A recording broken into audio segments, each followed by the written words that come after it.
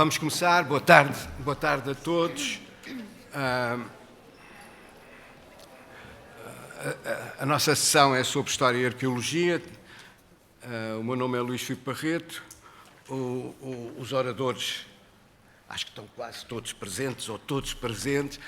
O que nós combinámos foi cada um usar cerca de 8 a 10 minutos no máximo, e depois, logo a seguir, haver perguntas, que não temos muito tempo para essas perguntas, porque senão depois haverá falta de... mas que será 3 minutos, 2 minutos, logo se vê, em termos de questões, e passava já a palavra ao RV, que vai...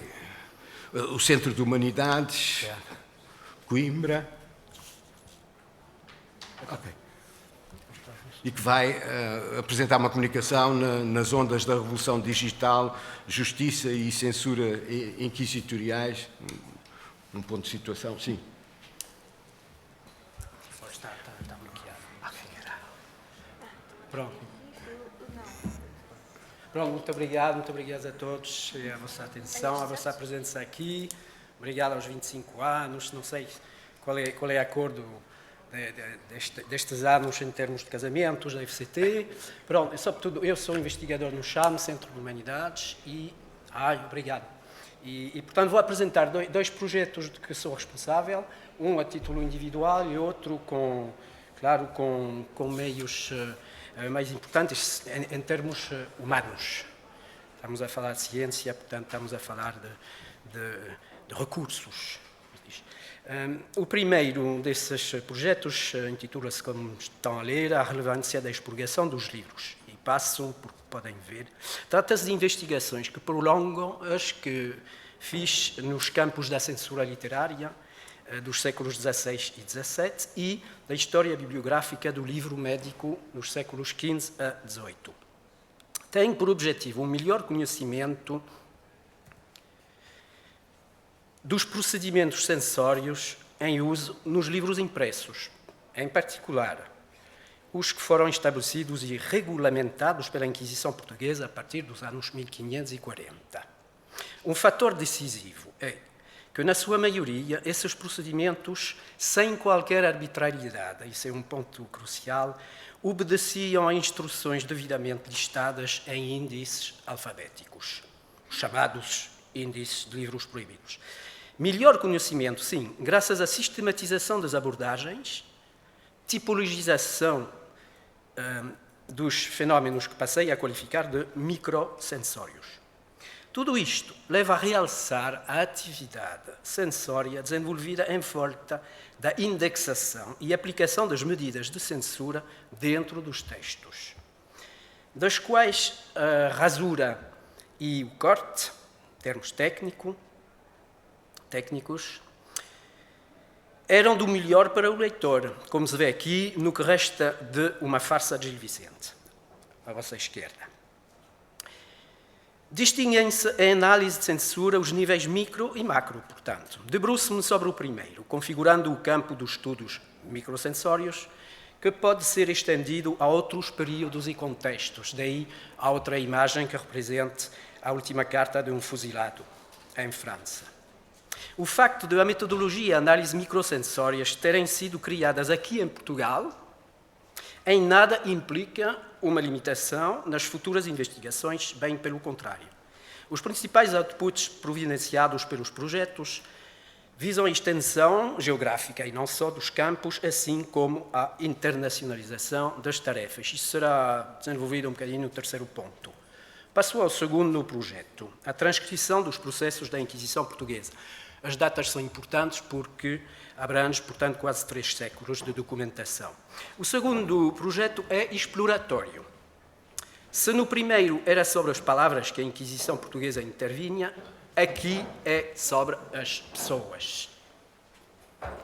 Atualmente, este projeto, portanto, chama-se Traprinc, para abreviar, é um projeto assente no trabalho de uma equipa que, deste lugar, saúdo calorosamente, composta por 12 paleógrafos e historiadores e auxiliada por 4 consultores. A longo prazo, trata-se de aceitar um desafio que até há poucos anos não podia ser enfrentado. Transcrever arquivos que foram produzidos durante, como disse, quase 3 séculos. Os processos criminais que a Inquisição portuguesa abriu contra indivíduos de todos os sexos, idades e proveniências por razão de heresia, são há mais de 1 século e meio alvo de estudos e análises. Aqui, nesta imagem, vêm 4 nomes que, apesar de conhecidos, são as árvores que escondem a floresta de dezenas de milhares de acusados. Em 2020, a Assembleia Nacional votou a lei que consagra o dia 31 de março como Dia Nacional da Memória das Vítimas da Inquisição.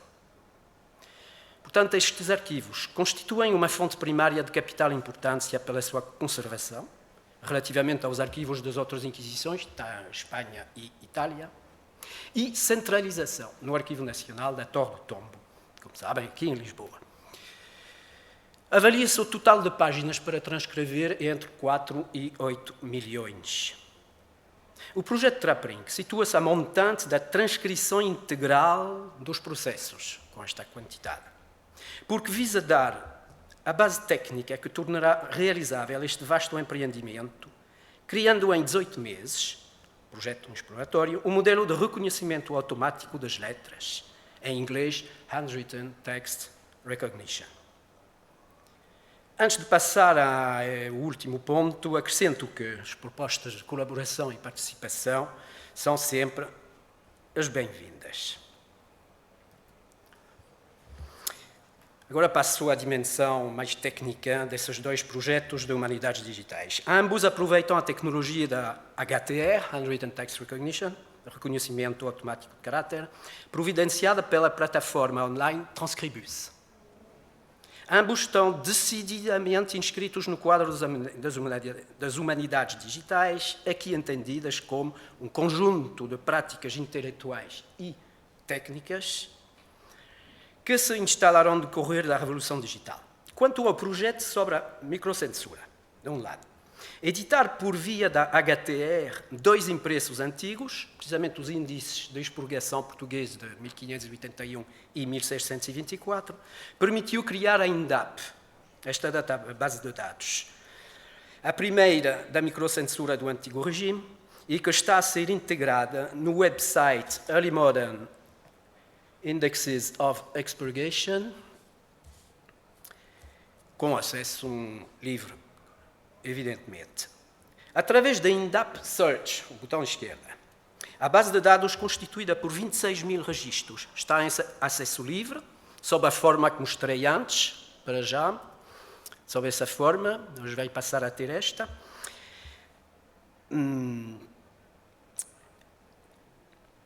Para consulta multicampos, incluindo a edição mencionada em formato PDF dos índices portugueses, assim como outros instrumentos para investigações e publicações.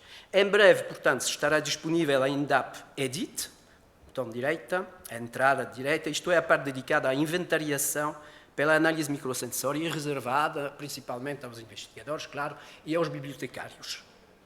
Quanto ao projeto Traprinck, o segundo que apresentei, trabalhamos na plataforma de paleografia digital Transcribus, que eu já falei.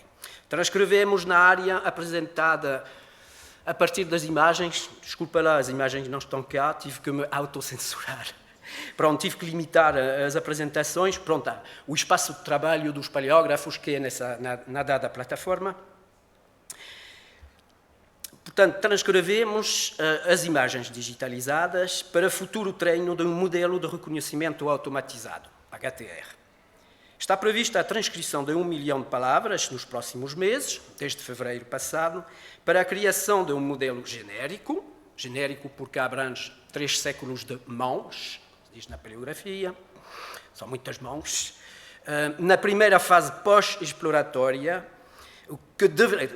um modelo genérico que deverá permitir, na primeira fase pós-exploratória, a transcrição automatizada de, pelo menos, 2 milhões de páginas dos processos da Inquisição de Lisboa, num primeiro momento. Agradeço a vossa atenção. Obrigado.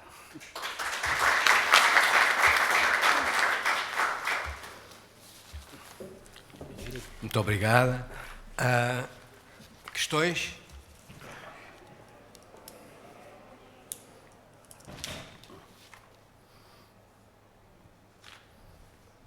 Bom, se não há questões... Okay.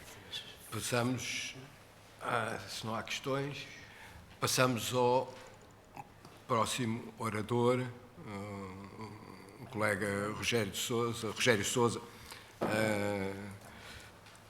em egiptologia, em Egito.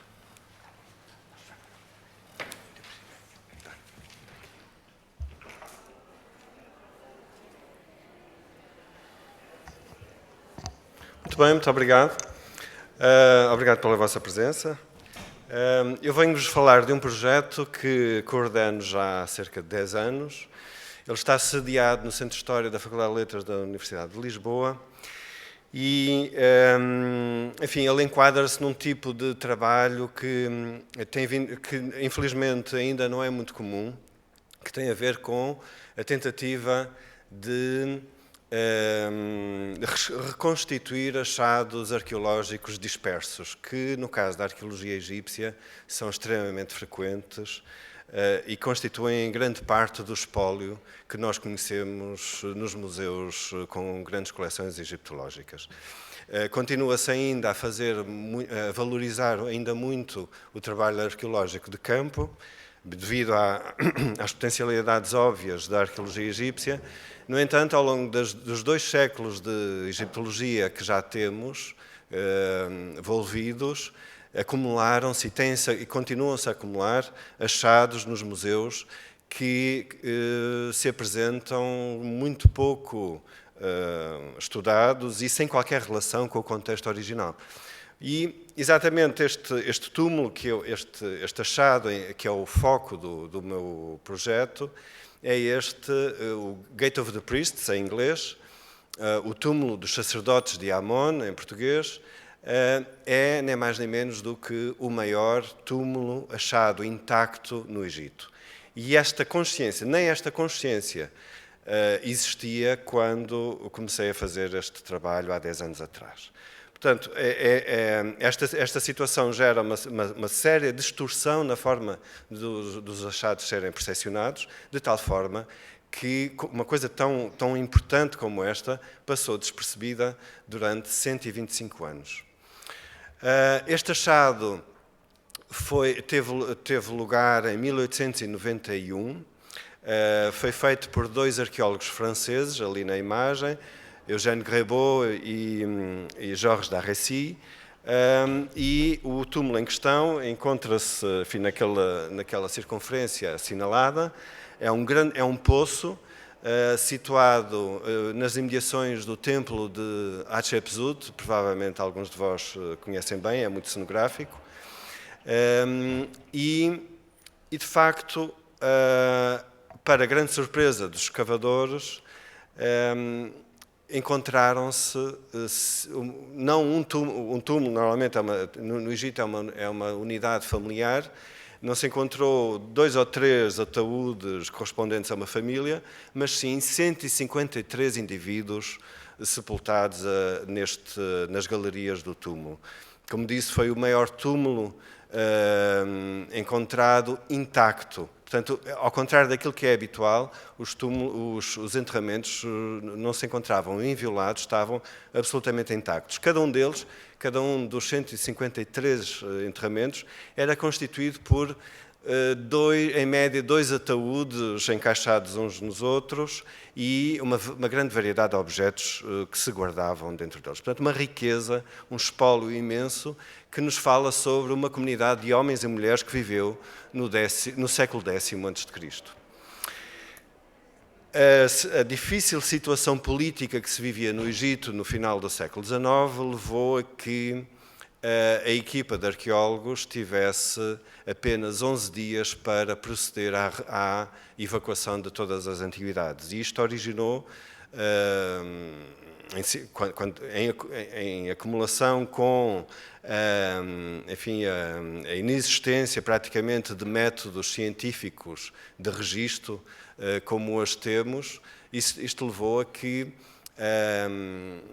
o registro dos achados e da sua posição original fosse muito incipiente, o que causa, ainda hoje, muitas dificuldades para nós entendermos o enquadramento original destes objetos. Seja como for, foi um achado de transição. Nós estamos aqui a ver uma fotografia, é a única fotografia deste acontecimento e é uma das primeiras fotografias conhecidas sobre a atividade arqueológica egípcia. É realmente um achado que está na transição das práticas arqueológicas também no Egito. Esta imagem é um desenho publicado no periódico L'Illustration, sobretudo em contextos franceses. Esta descoberta teve uma grande cobertura.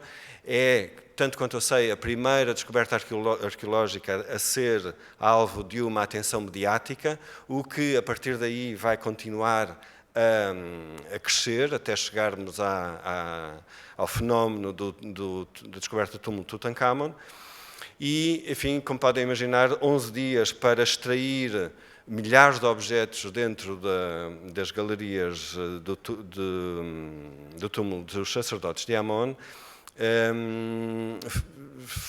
originou uma enorme quantidade de problemas que hoje procuramos resolver. Para acumular a esses problemas, no final desse ano, em 1891, quase na passagem de ano, o rei otomano Tawfiq Pasha morre e o seu filho, Abbas II Ilmi, é coroado no início do ano seguinte. E como é frequente e como ainda é hoje o caso, a arqueologia egípcia está, enfim, aivada de fenómenos de caráter político. E isso é assim desde há muito tempo. Nesse momento, quando Abbas II Ilmi é coroado, decidiu-se aproveitar o momento para transformar este legado dos túmulos sacerdotes de Amon numa operação diplomática de larga escala. E nessa sequência dividiu-se o espólio em vários lotes, 17 lotes, cada um deles constituído mais ou menos, enfim, por 4 ou 5 conjuntos de ataúdes antropomórficos, quase uma centena de estatuetas funerárias e, por vezes, um cofre associado. Portanto, em média, estamos a falar de lotes de 120, 130 antiguidades. Foram feitos 17 destes lotes. Como vocês podem ver nesta lista, encontram-se aí incluídos a maior parte das potências coloniais do tempo, incluindo Portugal, que é o lote 8. E é nessa sequência que nós recebemos o lote 8 de Bab el-Ghaz, já é esse o nome árabe do túmulo, e na época, ainda não existindo um museu arqueológico dedicado a antiguidades egípcias ou, enfim, mais antigas, foi escolhido doar este espólio à Sociedade de Geografia de Lisboa. Este espólio chegou em 1893 e durante mais de 100 anos não foi estudado. Não foi caso único. A verdade é que os tempos que se seguiram foram difíceis em toda a Europa. Passou a Primeira Guerra Mundial, depois o túmulo de Tutankhamon iria ser descoberto em 1922 e com ele, enfim, a arqueologia egípcia viu-se ofuscada por este acontecimento, e o que foi prejudicial para achados de menor importância. E veio-se depois a Segunda Guerra Mundial e depois ainda a Guerra Fria. O que é certo é que em 2009, quando eu comecei a estudar este espólio com o apoio da Fundação, com o apoio da FCT, que me financiou o meu pós-doutoramento, nesse momento devo dizer que ninguém sabia o que era o túmulo dos sacerdotes de Amon. é tão grave quanto isto. Essa recordação, essa memória do túmulo dos sacerdotes de Amon estava absolutamente esquecida. Não só em Portugal, mas também em todos os países onde na maior parte dos países em que estes objetos tinham sido enviados. Tomando consciência da natureza deste achado, eu decidi então, a partir daí, ainda como pós-doutorando, criar uma rede sediada no Centro de História, uma rede que congrega uma série de parceiros, na maior parte deles as instituições museológicas, que partilham e hoje protegem as antiguidades que foram integradas nos lotes doados aos países com representação diplomática no Egito, nomeadamente. Estou a falar dos museus do Vaticano, no Museu Egípcio de Turim, mas também no Museu do Louvre, no Museu de Antiguidades de Leiden, entre outros. A partir daí começámos a trabalhar em conjunto e pareceu-me que era fundamental, antes de mais nada, para além do trabalho da própria rede, congregar, fazer uma chamada de investigação e organizar um colóquio internacional com todos os investigadores que de alguma forma estivessem a trabalhar sobre estes materiais. Este colóquio teve lugar em 2016 e as atas foram publicadas na editora Lerma de Brotschneider em 2021. O nosso objetivo foi, desde logo, estudar de forma sistemática as coleções, sobretudo aquelas que foram enviadas para o estrangeiro, para fora do Egito, e claro que, evidentemente, o espólio da Sociedade de Geografia de Lisboa foi o primeiro, seguiu-se o espólio do lote italiano, que está no Museu Egípcio de Florença, e estes resultados têm sido publicados numa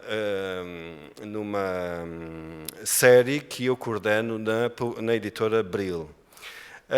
Seguiu-se o lote da Dinamarca e agora, enfim, outros estão perspectivados, mas o nosso objetivo, e é aqui que eu termino, o nosso objetivo é agora regressar ao Egito.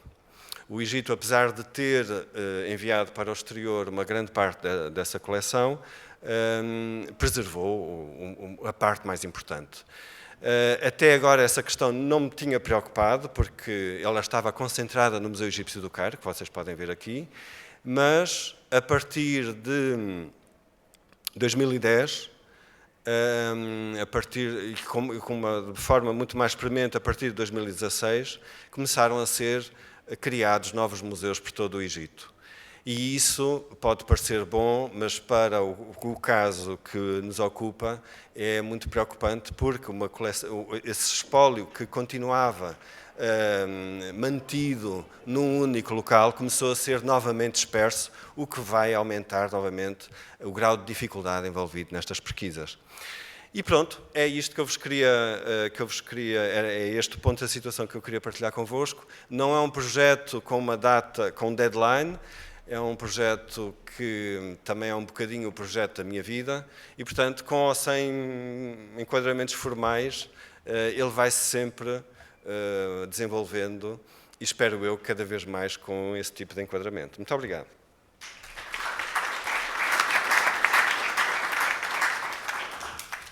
Muito obrigado. Tivemos duas comunicações sobre dissipação, apagamento de questões. Algumas? Sim, por favor. É só um comentário. Acho que é extremamente importante, também sou arqueólogo,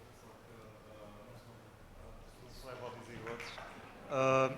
E eu acho que é um esforço muito importante atualmente e que é cada vez mais importante relevar é precisamente revisitar coleções antigas, porque sabemos que há muita arqueologia feita, e aqui falo especialmente em território nacional, mas infelizmente nem sempre essa investigação resulta em publicações e em difusão. E sabemos todos do drama, que são as reservas arqueológicas, onde é que ficam os materiais, e acho que é um bocado inevitável que mais tarde ou mais cedo esse espólio se perca. Se ele não se extravia ele próprio, perto do contexto e acho que, pronto, enquanto arqueólogos isso é o mais importante. E nesse sentido, acho que este é um trabalho espetacular, obviamente, porque estamos a falar do Egito, mas acho que serve de modelo para aquilo que tem que ser a investigação arqueológica do futuro e das próximas décadas. Portanto.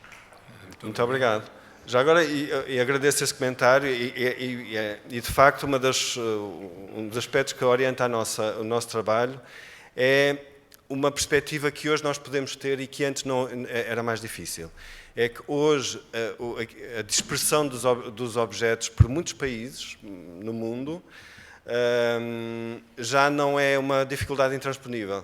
É, na verdade, uma oportunidade que nós temos meios para as poder superar. E mesmo que as pessoas não possam não se poder deslocar aos locais e não o vejam, o meu sonho é poder construir uma plataforma que permita aos visitantes de qualquer parte do mundo aceder, pelo menos, à informação disponível sobre esse espólio. E é essa uma das próximas etapas também que nós queríamos.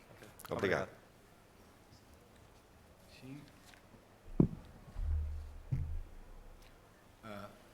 Obrigado. Sim. Passava a palavra à colega Filipa Roldão. Bom, a história dos museus e a história comparativa e conectiva dos museus tem dado um grande salto mesmo. Estava-me a lembrar do Pomian e dos 2 volumes sobre a história dos museus, a história global dos museus, e nomeadamente com a questão de qual é a articulação dos museus com a concentração, a dispersão das coleções e, evidentemente, os museus e os poderes políticos, mas isso também, a censura e os poderes políticos, as nossas áreas são sempre áreas onde o poder e os poderes políticos são fortes, em termos, eu calmo porque... Sim, passa a palavra. Boa tarde a todos. Agradeço a oportunidade de apresentar aqui mais um projeto sediado no Centro de História da Universidade de Lisboa. O projeto denomina-se IFORAL, Forais Medievais Portugueses, uma perspectiva histórica e linguística na era digital, projeto FCT que teve início em 2021 e que terminará em 2024. Eu sou a investigadora responsável, juntamente com a Joana Serafim, uma equipa de 23 investigadores de 6 universidades portuguesas, uma universidade estrangeira, 6 consultores internacionais, 4 bolseiros. Bom, então, qual é o nosso objetivo? O nosso objetivo é fazer um estudo histórico-linguístico dos forais régios portugueses até ao final do reinado de Afonso III e os seus testemunhos latinos e vernaculares até ao final do século XV. Ou seja, vamos trabalhar sobre documentação que para as comunidades é uma documentação fundamental, a documentação que fixa por escrito as normas de convivência entre os habitantes de uma localidade e a relação que têm com a entidade outorgante, que pode ser o rei, neste caso vamos apenas ver os régios, mas podem ser instituições religiosas ou outras, e que define regras de convivência do ponto de vista político, fiscal, de justiça, atividades económicas, entre outras. Nesse sentido, vamos ver uma faixa de documentos e como é que essa faixa de documentos se comporta até ao século XV. O nosso objetivo é atender então às comunidades, pensando na relação com os poderes, no cotidiano, mas também nas palavras, porque vamos atender à transcrição do texto, vamos atender à transmissão do texto, vamos atender à passagem do latim ao português, enfim, a um latim que já não é latim e a um português que já o era, e também à materialidade, na questão da produção documental, das características dos documentos, do tipo de escrita e com o apoio das novas tecnologias, desenvolver aqui uma ferramenta que também já vamos falar dela. Nesse sentido, este projeto caracteriza-se por 2 ideias fundamentais: a interdisciplinaridade, uma vez que estamos perante um projeto de historiadores, de linguistas, mas também de humanistas digitais. São estas 3 áreas, a história, a linguística e as humanidades digitais, que estão aqui presentes, mas também um projeto caracterizado pela inovação, uma vez que, e é um dos objetivos, é desenvolver uma ferramenta de transcrição para textos em português, precisamente os textos que temos em estudo no primeiro período, em torno do século XIII, e essa ferramenta será desenvolvida com o apoio de um projeto que já está em curso, o projeto In Codice Erratio da Universidade de Roma III, que são nossos parceiros precisamente para o reconhecimento automatizado da escrita.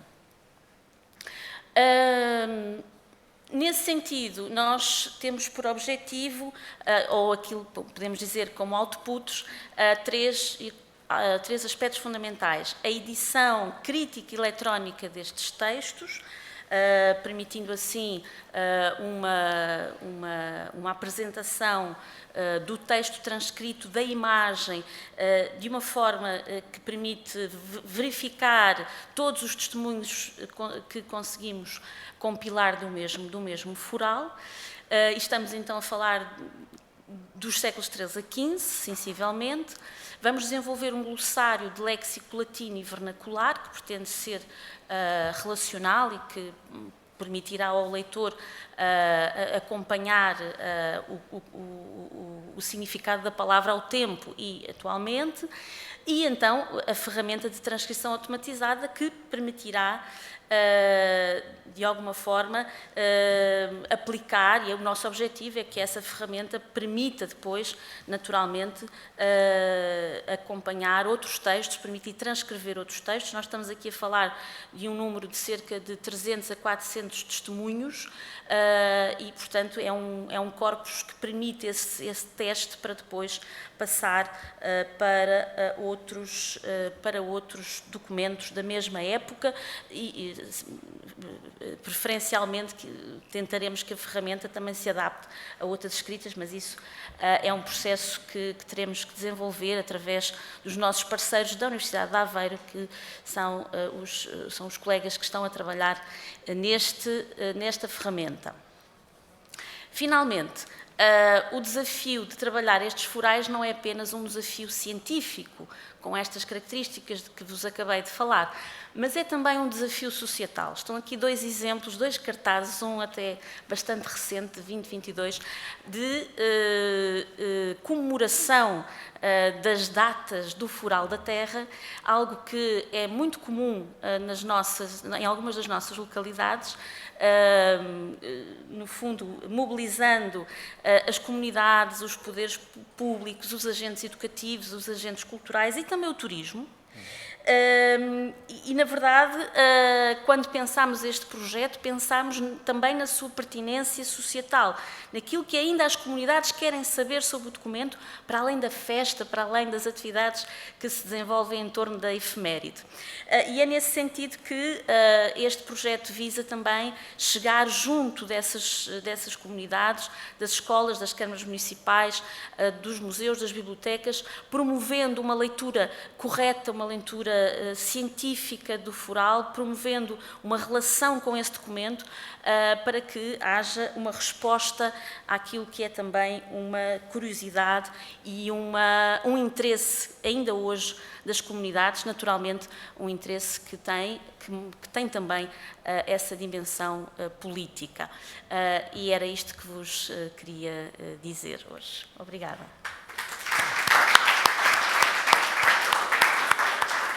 Muito obrigada. Questões? Sim, claro.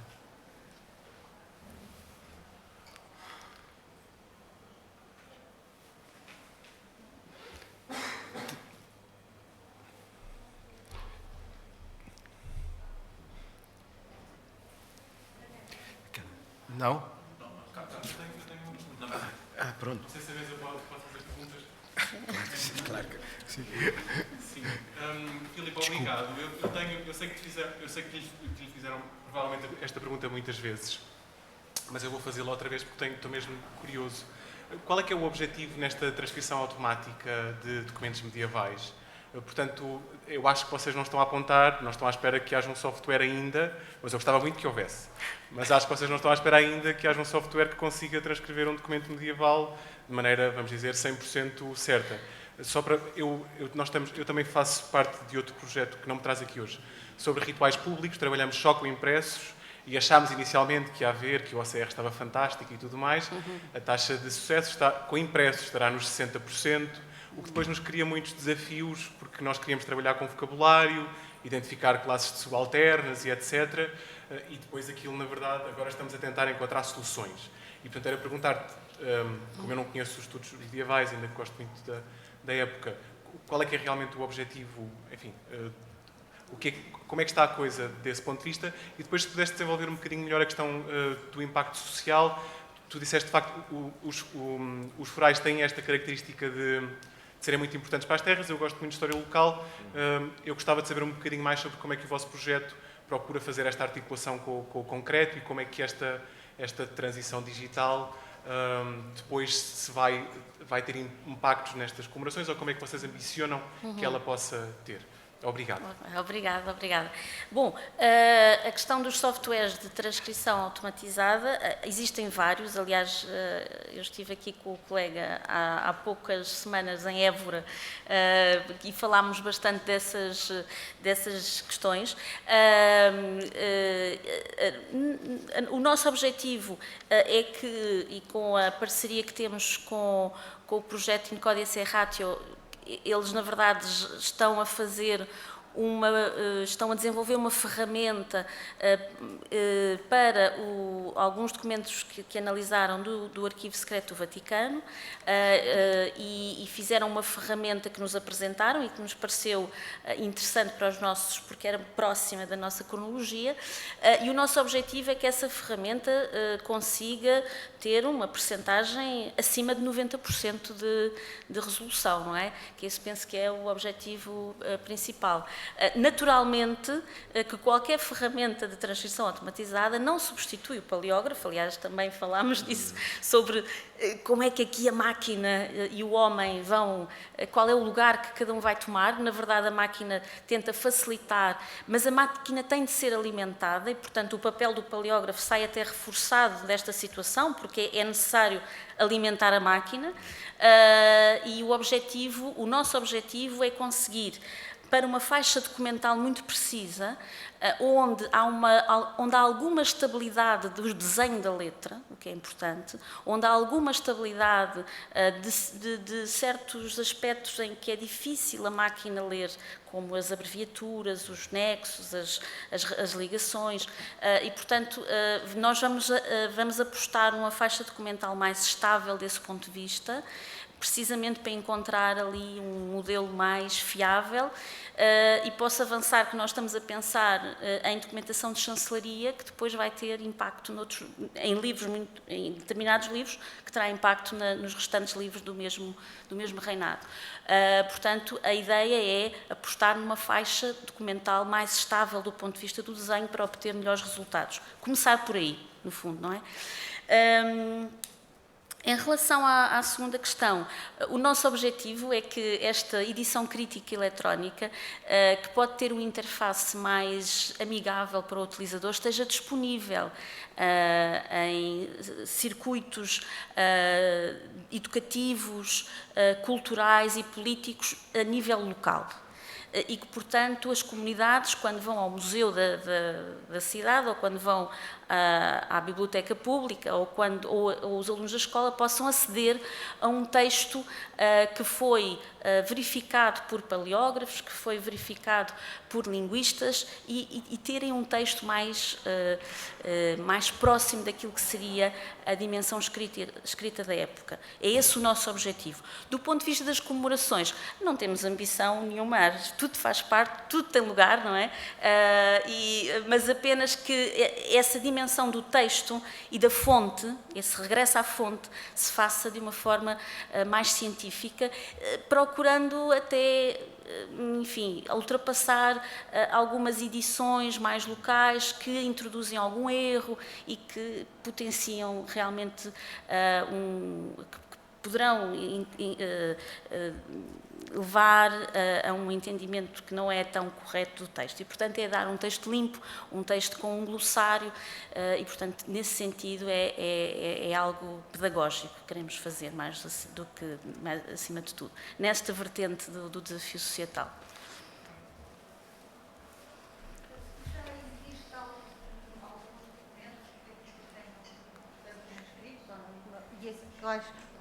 Estamos a aceder, se já existem alguns documentos que tenham sido transcritos e aos quais nós possamos aceder. Ainda não. A edição ainda está a ser iniciada e ainda não temos disponíveis textos que se possam aceder, mas, enfim, no prazo de 1 ano e meio, 2, teremos a coleção tão completa quanto possível daquilo que conseguimos levantar nos arquivos. Ok, obrigada. Muito obrigado. Eu acho que, sim, passamos... Obrigada mais uma vez. Passamos à colega Catarina Miguel, do Laboratório Hércules, que nos vai falar sobre herança cultural, estudos e salvaguarda.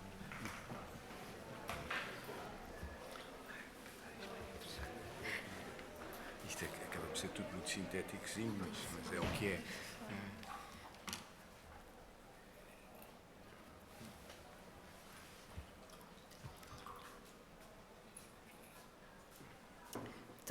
Muito obrigada a todos. É com enorme gosto que venho apresentar o projeto Roadmap, que foi recentemente aprovado pela Fundação para a Ciência e Tecnologia, e falar um bocadinho sobre esta simbiose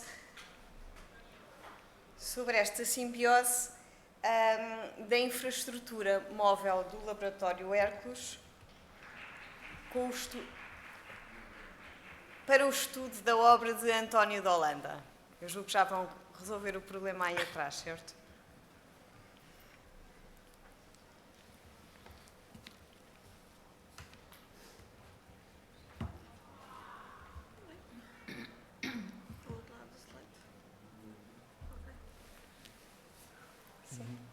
Quando falamos sobre António de Holanda, certamente quem tem mais de 40 anos nesta sala, como eu, deve-se recordar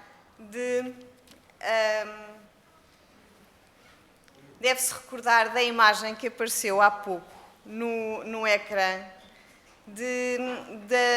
da descoberta do Brasil,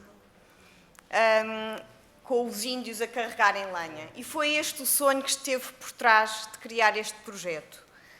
Ver, sobretudo, este mapa ao vivo, que é um mapa absolutamente extraordinário, e para tal foi criado um projeto que tinha como grande objetivo fazer um primeiro estudo cronológico de toda a obra de António de Holanda. Nós conhecemos o filho, Francisco de Holanda, mas do pai pouco se conhece. E foi então que selecionámos um conjunto de 9 obras que estão dispersas por bibliotecas internacionais e nacionais. Com vista, percorremos toda a forma de produzir as iluminuras deste artista, desde cerca de 1515 até ao último livro que é atribuído a António de Holanda, em colaboração com o filho, muito provavelmente, que é o livro das sentenças.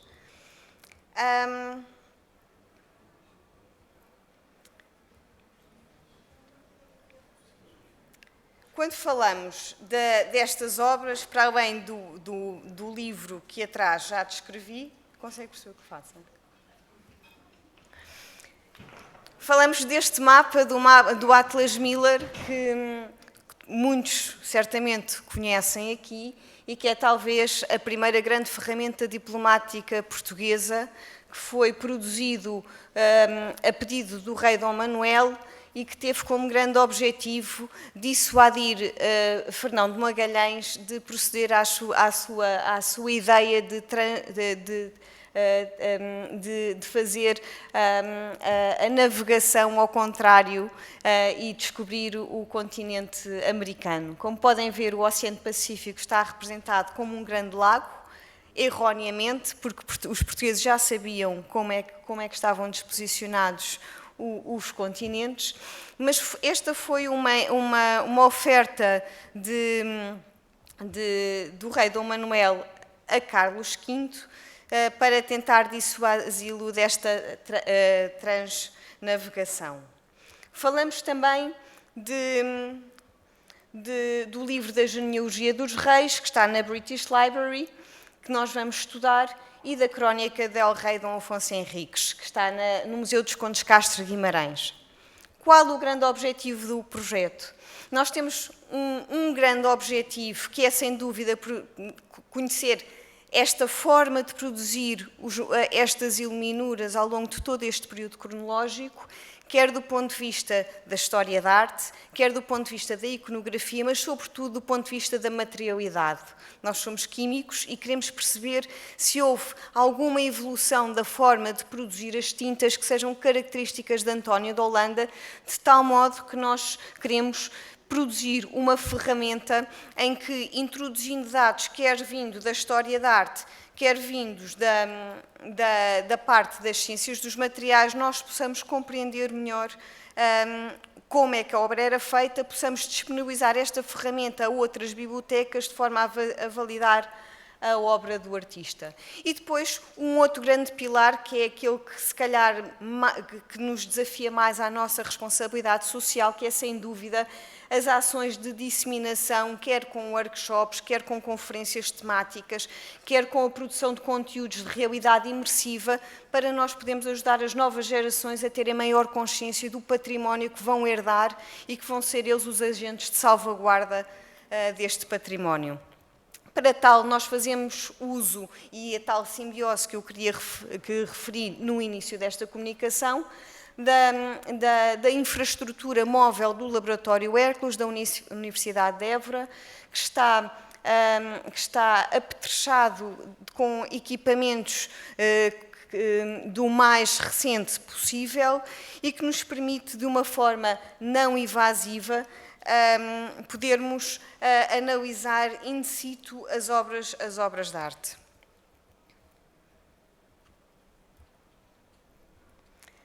Aqui vem-nos a analisar na Biblioteca Nacional de França um mapa de Cristóvão Colombo, que nós fomos convidados a, quando da nossa análise do Atlas Miller, a analisá-lo também.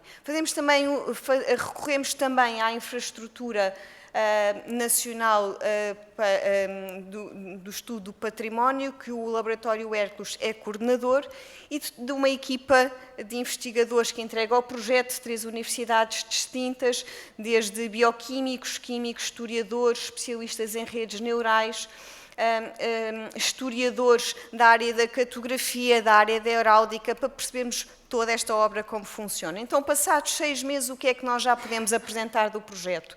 Podemos apresentar os estudos que já fizemos em relação ao antifonário de António de Holanda, que está na Biblioteca Pública de Évora, e que pela primeira vez foi possível encontrar a utilização de um mesmo corante em 2 estados de pH diferente, que nós sabemos que este tipo de moléculas podem ter uma cor mais vermelha ou mais púrpura, consoante o pH em que se encontram, e nós vemos que o artista utilizou esta potencialidade destas moléculas para poder chegar aos tons que queria quando estava a pintar. Nós, químicos, sabemos que as moléculas têm este comportamento. Empiricamente, o artista utilizou esta variação de pH muito facilmente, mostrando um pouco mais de água de cinzas ou vinagre para conseguir estas cores.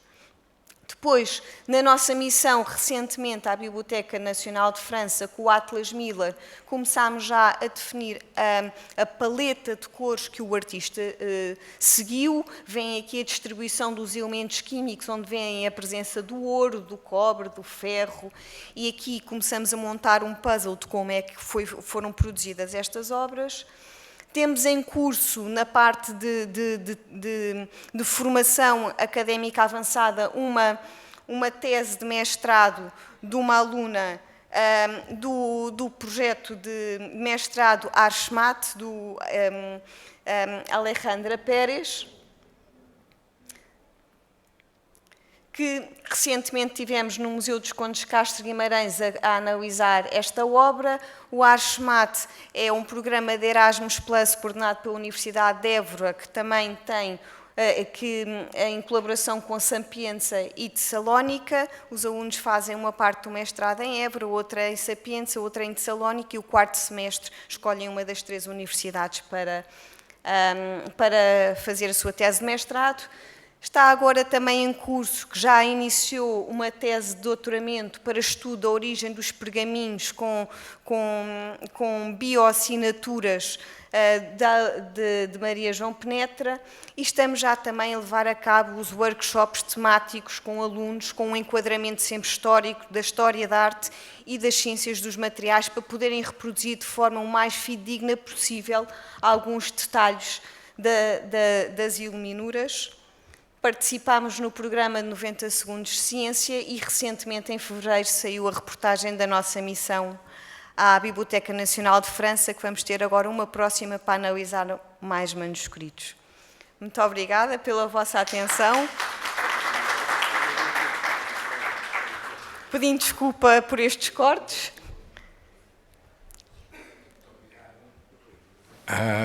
Questões, por favor?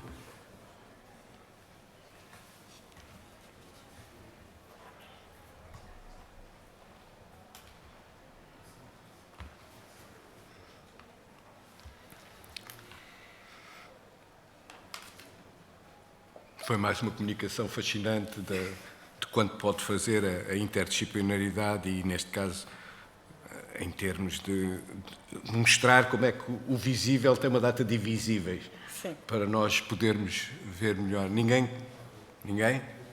Muito obrigado, mais uma vez. Parabéns, muito obrigado. Continuamos com a Universidade de Évora. O grupo Fernando Olival, Renata Vieira e Helena Freire, do Centro Interdisciplinar de História, Cultura e Sociedade de Évora. Muito obrigado. Obrigada. O que vos trazemos hoje é uma abordagem interdisciplinar também, ou mesmo transdisciplinar, sobre uma coleção que não está estática nas prateleiras de um arquivo, a coleção conhecida pela denominação de Memórias Paroquiais. Por motivos imprevistos, as 2 colegas não conseguiram estar aqui, pelo que nós gravámos a apresentação para podermos todas estarmos. Pedimos então desculpa por esse incidente.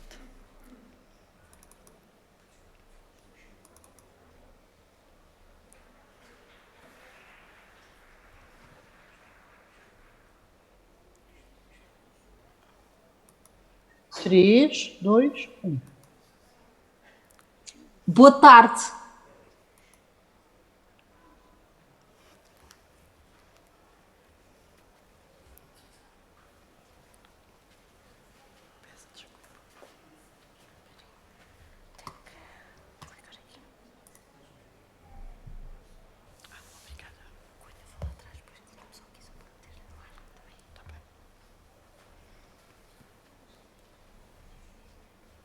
Só este pequeno compasso de espera.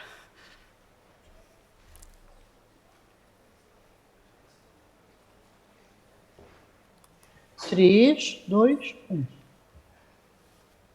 Boa tarde.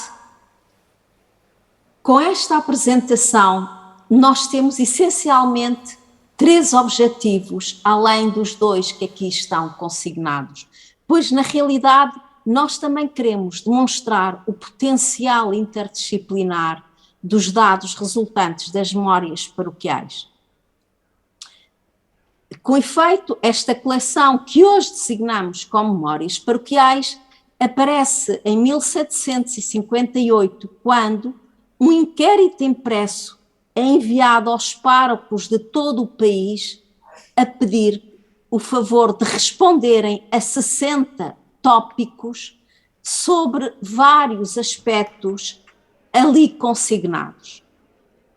Esses dados, essas respostas, foram depois enviadas para o Convento das Necessidades em Lisboa, pois um dos objetivos era também dar continuidade ao trabalho do oratoriano, o padre Luís Cardoso, que já publicara, antes do terremoto, 2 volumes de um dicionário de Portugal, até à letra C, mas perdera com o sismo os materiais para os restantes. Agora tinha a oportunidade de dar continuidade a esse dicionário. Contudo, o padre Luís Cardoso morre sem ter feito mais nada. E em 1832, ainda no Convento das Necessidades, esse volume de respostas é organizado em formato de dicionário e encadernado. Para nós, a coleção de facto começa aqui. E vai passar por uma série de instituições. Com a extinção das ordens religiosas masculinas, a coleção, na década de 30 do século XIX, acaba na Torre do Tombo. No entanto, a vida dela não termina com a chegada a um arquivo histórico. Desde logo, em 1896, vai ser rebatizada com o nome de Memórias Paroquiais, ao invés de dicionário geográfico que até então era aplicado a este conjunto de 44 volumes.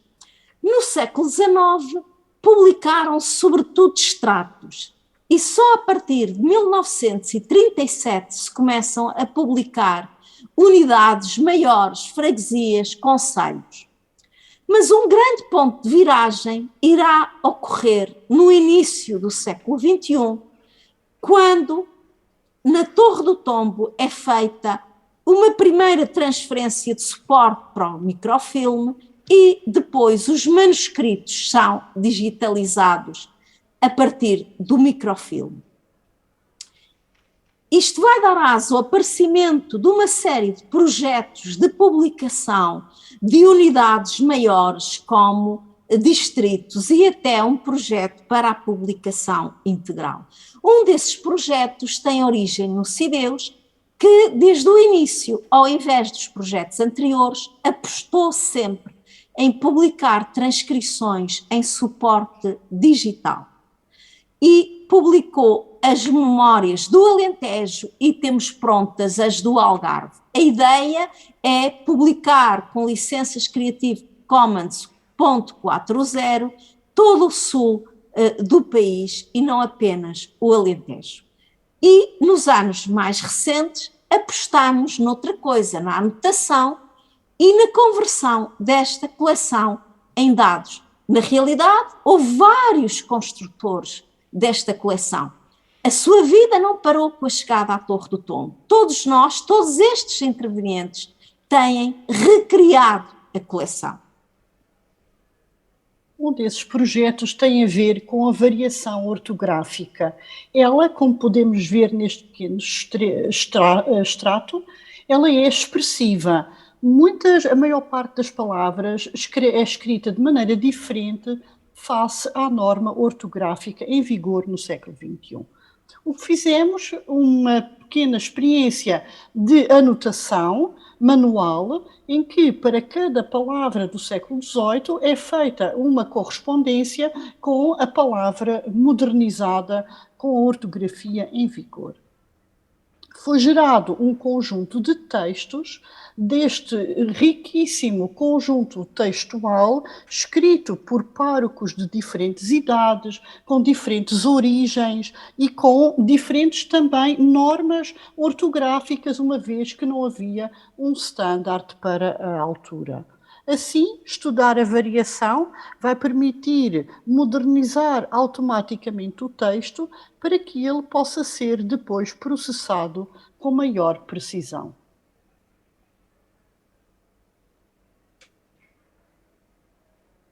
O processamento que se pode fazer sobre a base, sobre os textos da coleção, incluem, entre outras, o reconhecimento de entidades nomeadas. Essa tarefa nos permite identificar no texto categorias específicas e, inicialmente, estamos trabalhando com pessoa, local, instituições, tempo, ocupações e categorias sociais. não são as únicas categorias, são as categorias iniciais, normalmente compreendidas nesse tipo de tarefa.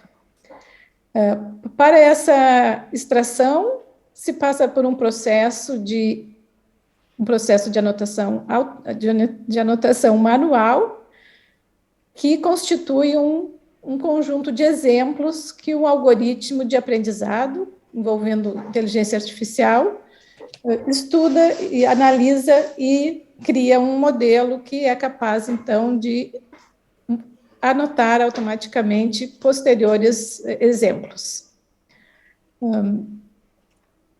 Essa anotação permite que se acople aos textos as informações relativas a essas categorias, que podem estar associadas ainda a outras coleções. Na realidade, nós não queremos que o manuscrito fique reduto do historiador, do demógrafo. Na realidade, nós começamos com estas categorias e não vamos anotar as palavras todas, mas queremos ampliar o leque porque esta coleção interessa também ao zoólogo, interessa também ao botânico e a uma série de outros intervenientes. Na realidade, ela passou por uma série de transformações e continua a ser transformada hoje e sê-lo-á no futuro, certamente. Muito obrigada.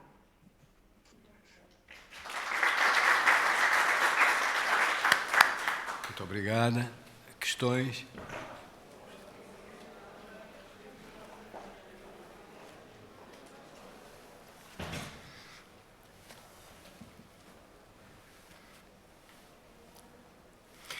Obrigado outra vez.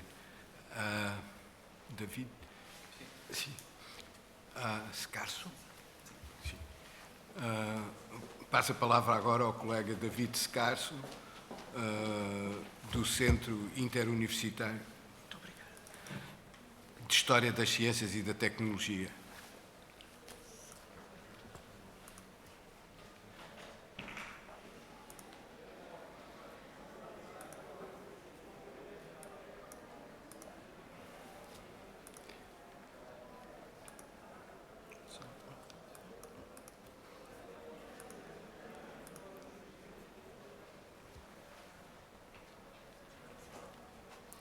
Direi obrigado.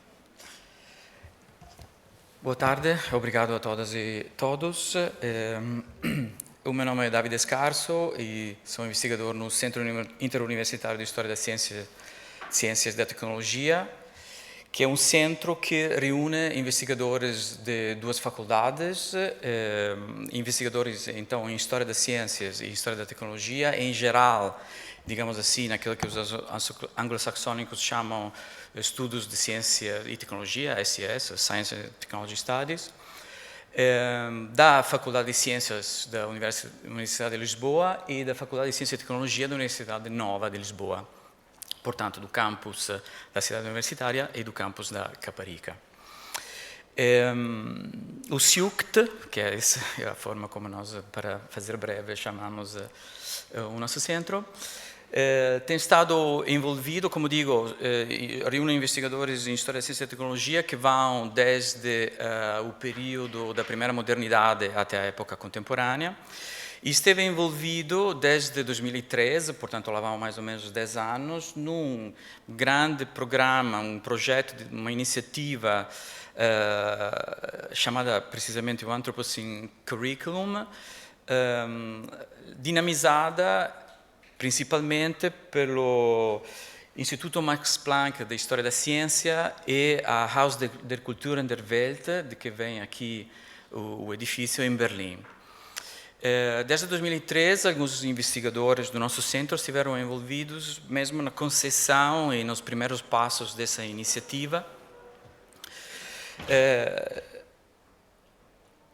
cujo objetivo, e o nome Anthropocene Curriculum daí vem, é explorar, experimentar, procurar e colaborar com várias instituições a nível europeu e, na verdade, também de outros continentes, para coletivamente construir uma forma de investigação, uma forma de produção de conhecimento, uma forma de cruzamento de experiências dentro e fora da academia, que procurem, de certa forma, estar à altura dos desafios que podemos resumir dentro do nome de antropocênico. O que é? De certeza já ouviram falar, apenas uma nota, não é? Segundo a nomenclatura geológica portuguesa é antropocênico, antropoceno usa-se no português do Brasil, porque segue um outro hábito, digamos assim, de nomenclatura geológica. O que é? Como devem saber, é uma proposta, principalmente, é um termo que já circula há algum tempo, mas, enfim, digamos, assumiu um certo destaque a partir mais ou menos do ano 2000. Foi essencialmente uma proposta, não é, de uma nova era geológica. Mais ou menos, não é, conta-se que num encontro de climatologistas a falar precisamente de problemas do clima atual, nos anos 2000, 2001, se não lembro mal, um dos grandes proponentes dessa hipótese, ouvir falar, porque agora no Holoceno, disse, mas qual Holoceno qualquer? As atividades humanas tanto modificaram os funcionamentos essenciais do planeta, e não estou a falar só do clima, não é? Nesses dias nós acho que vivemos com alguma evidência essa alteração, mas há também os ciclos do fósforo, do nitrogênio, a água doce, o uso da terra, etc., etc. Mudaram de tal forma que já não estamos na mesma era geológica. As alterações são, como às vezes se costuma resumir, a humanidade, a espécie humana tornou-se, o impacto da espécie humana a tornou muito análoga a uma força geológica. É uma proposta, obviamente, como devem saber, não foi formalizada, não sabemos também, é difícil saber se será ou quando será formalizada. Há um Anthropocene Working Group a trabalhar no seio da Comissão Internacional de Estratigrafia nesse momento. Em 2016 chegaram a um certo consenso. Atualmente estão a trabalhar a uma formalização dessa proposta, portanto é possível que no próximo ano ou em breve seja formalizada essa proposta precisamente para a Comissão Internacional de Estratigrafia. Isso significa que, enfim, não é, por natureza, digamos, por deformação profissional, os geólogos são bastante conservadores, não é? Como não podem dizer, pensam em ciclos temporais um bocado longos, portanto, é provável que demore décadas a discussão e que também é possível que nunca chegue a ser aprovada. Diga? Exato. Há vários. Aconteceu, não é, que a escala geológica foi revista, mas mesmo assim demorou décadas de discussão. Essa última, precisamente, não é, na geologia é preciso um recuo de milhares de anos e não temos esse recuo porque seria uma época geológica, pelo menos segundo a posição do Anthropocene Working Group atual, relativamente recente, não é? A indicação agora é que seria depois da Segunda Guerra, a partir da presença de nucleotídeos na atmosfera e, portanto, também no terreno, por causa dos testes atômicos, para ter, portanto, uma referência a nível global. Mas, enfim, desde que foi proposta, seja ou não aprovada, gerou uma discussão e um debate extremamente amplo, muito para lá da geologia, muito para lá das ciências da terra, das ciências da vida, mesmo nas ciências humanas e nas ciências sociais, na história e também no pensamento político. E, portanto, precisamente por causa disso, precisamente por ser uma definição contestada, nos pareceu também ao Max Planck, ao Instituto de História da Ciência do Max Planck, Haus der Kultur der Welt e a nós no SIUCT também, que fosse um terreno para um debate transdisciplinar bastante interessante, um fórum de discussão entre disciplinas e também entre agentes diferentes, dentro e fora da academia. um debate transdisciplinar, eu sublinho aqui, não é? São termos que utilizamos, e ainda bem que utilizamos, interdisciplinar, transdisciplinar. Nós, ou pelo menos, consideramos que seja importante sublinhar como preferimos talvez o transdisciplinar para enfatizar o fato que não necessariamente chegamos a uma posição unívoca.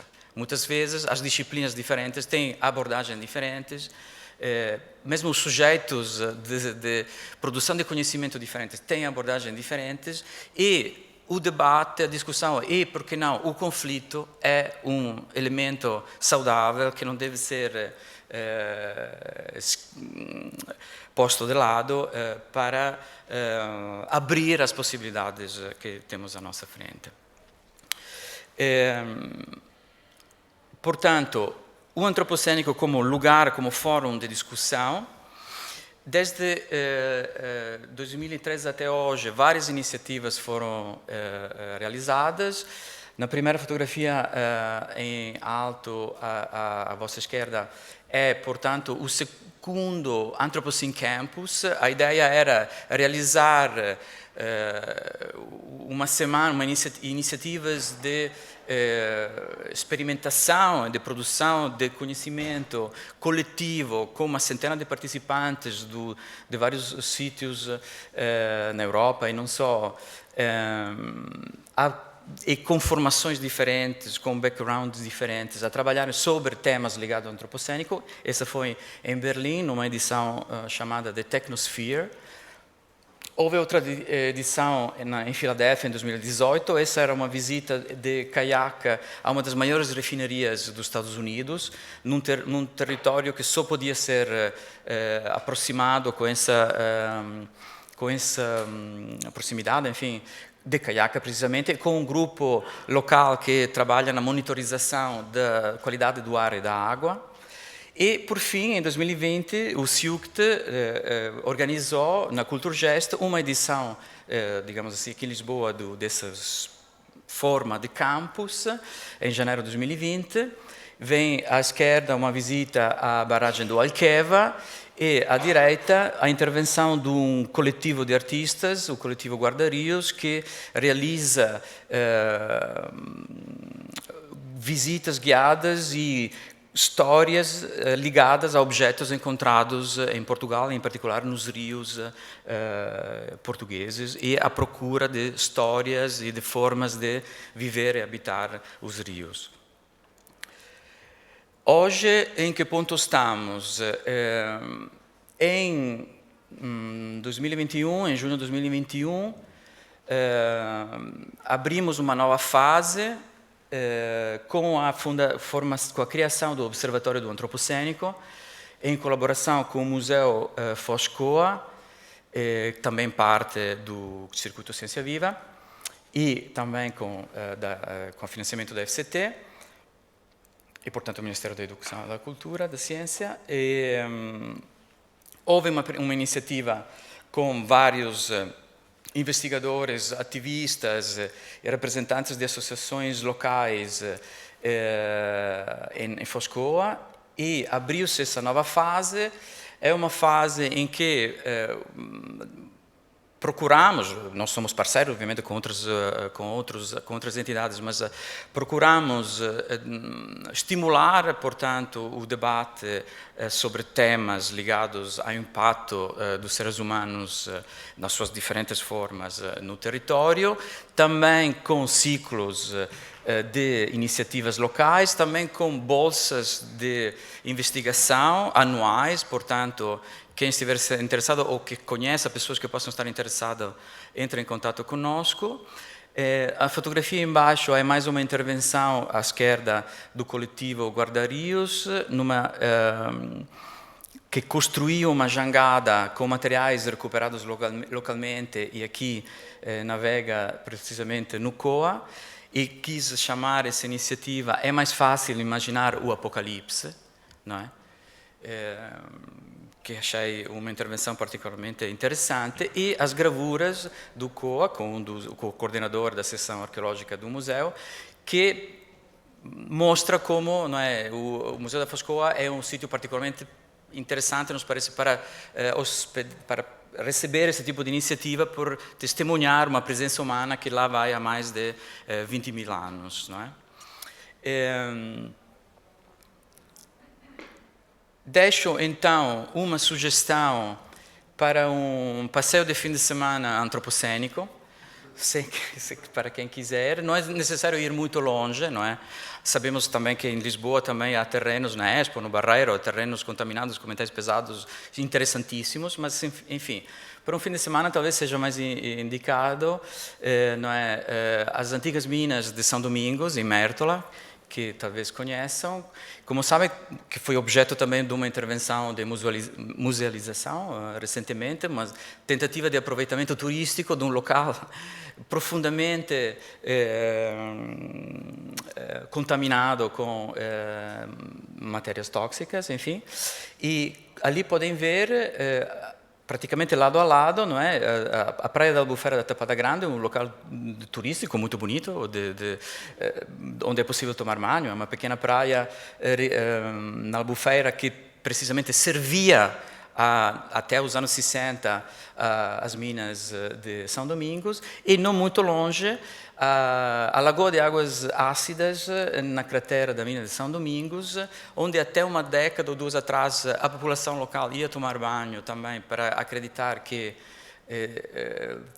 trazeria benefícios físicos, quase como a pensar que alguma coisa boa essa mina devia dar às pessoas localmente, não é? Depois de um século de aproveitamento.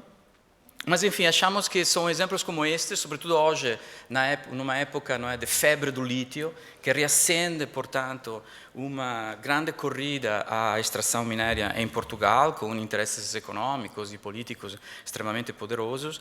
Parece-nos que são essas situações, esses temas, esses lugares e essas pessoas que lá moram, que nos ajudam, a nós, investigadores, nós na academia, a pensar o entrecruzamento entre conhecimento, empoderamento, relações de poder, estruturas de estratégias de acumulação capitalista e estruturas de propriedades. E achamos que só cruzando esse tipo de experiências, esses diferentes agenciamentos políticos e científicos, é que poderemos introduzir novas possibilidades no nosso imaginário social e político. É uma ambição muito grande, claramente, mas, enfim, esperamos poder dar a nossa contribuição e estamos, aliás, e achamos que isso é fundamental, abertos a qualquer tipo de colaboração e de trabalho coletivo que possa entrar nesse âmbito.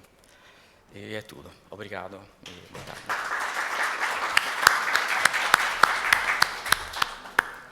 Muito obrigado. Questões, por favor.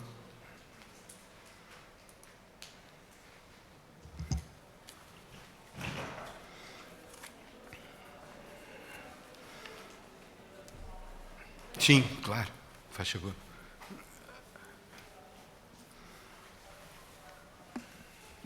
Boa tarde, David. Boa tarde. Eu queria saber se já é possível, se já está online, mais informação sobre o Observatório do Antropocénico. E ainda não é muita, na verdade. Por várias razões, na última pandemia, mas não só, as coisas... Mas há mais iniciativas. A grande parte vai começar na segunda parte desse ano, principalmente. Há um site que é antropocenico.org, que é o site do Observatório, mas ainda as coisas estão um pouco a serem desenvolvidas, a serem fixadas em termos de agenda. Mas, em princípio, pelo outono haverá certeza, digamos assim, um arranque mais estável das atividades. E, mais ou menos nessa época, também deverá sair a nova chamada para o concurso de bolsa de investigação. Obrigada. Nada.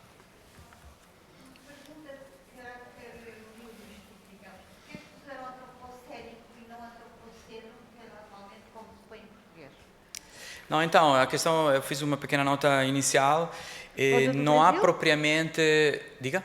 Foi digamos, por causa do Brasil? Não, foram os meus colegas geólogos que me chamaram a atenção, a nós e a nós todos, levantaram o dedo e disseram, olha, desculpe, como é que funciona? Na verdade, não há propriamente regras, não é? Mas há tradições linguísticas e em português de Portugal costumamos dizer, enfim, assumo eu também a minha costela portuguesa, holocênico, pleistocênico, portanto, seguindo a mesma regra, que, mais uma vez, não é uma regra gramatical rigorosa, mas é um hábito, portanto, na escola os miúdos aprendem holocênico, pleistocênico, etc. Em rigor, deveria ser também antropocênico. Pelas, não digo regras, mas pelos hábitos da nomenclatura geológica portuguesa de Portugal. No Brasil, não dizem holoceno, pleistoceno, sempre disseram, enfim. E, portanto, lá sim que seria antropoceno. É verdade que a nível da conversa comum usa-se muito antropoceno, penso pela influência principalmente do inglês, anthropocene, mas, enfim, se quisermos ser rigorosos e achar que é uma proposta científica, e acho que parte do valor do desafio conceitual é também essa, que é uma proposta que é apoiada, não é pela maioria, mas é apoiada por geólogos também. Portanto, enfim, seria mais rigorosamente, em português de Portugal, antropocênico. Eu sei que sou um pouco esquisito, um pouco adjetival, mas é assim. Como vejo o Holoceno, seria lógico ser antropoceno. Não, como digo, mas não, na verdade, se ver um livro de geologia é holocênico, não é, como digo, mais uma vez, ninguém vai... Há quem use Holoceno e Pleistoceno também em Portugal. Mas a indicação oficial, e há dois documentos a falar sobre isso, é que seria Holocênico, Pleistocênico. Okay. Pode vir a mudar também. Não é... Ok. Sim. Okay, obrigado. Tá, muito obrigada mais uma vez. O que é fascinante é a ideia da datação desta era geológica a partir de 1950. Porque, por exemplo, uma das coisas que coincide é com a datação que, por exemplo, o Foucault e outros apresentam para o pós-moderno e para o pós-modernismo, que também põem o pós-1950. O que é fascinante, o que ao mesmo tempo, por causa de uma das questões ali, mas ao mesmo tempo há de haver uma pré-história de quando começam as profundas alterações ecológicas, transferências de plantas, etc. Sim, mas a questão, desculpa se não sei se sim, podemos falar em público, sim. Sim, a questão há uma grande, e continua na verdade, e é extremamente interessante para essas questões, debate sobre o início, e acho fascinante do ponto de vista filosófico, porque no fundo é um debate sobre o que é o ser humano, de certa forma, e qual é que é a sua relação com o ambiente, e é provavelmente um debate que nunca se esgotará, e ainda bem. Mas a questão dos geólogos, mais uma vez, são extremamente chatos, e espero que não haja ninguém aqui, mas é uma coisa, e portanto eles precisam de um marcador a nível global, não só do marcador, mas uma coisa que seja reconhecível a nível global, do planeta inteiro. Isso é uma coisa complicadíssima, obviamente. E então o 1950 foi sugerido porque há enfim, ainda não é aprovado, não é? Mas a indicação é que seria um bom candidato para um marcador a nível global, precisamente por ser os nucleotídeos, etc. Não, é fantástico, sim. A radioatividade. Tá. Passamos ao nosso colega, Ayaan Churchu, não é? Instituto de História Contemporânea, sobre arqueologia do passado contemporâneo e socialização do património. Passo a palavra, muito obrigado. Boa tarde a todas. Primeiro de tudo, queria agradecer ao amável convite para participar neste fascinante encontro.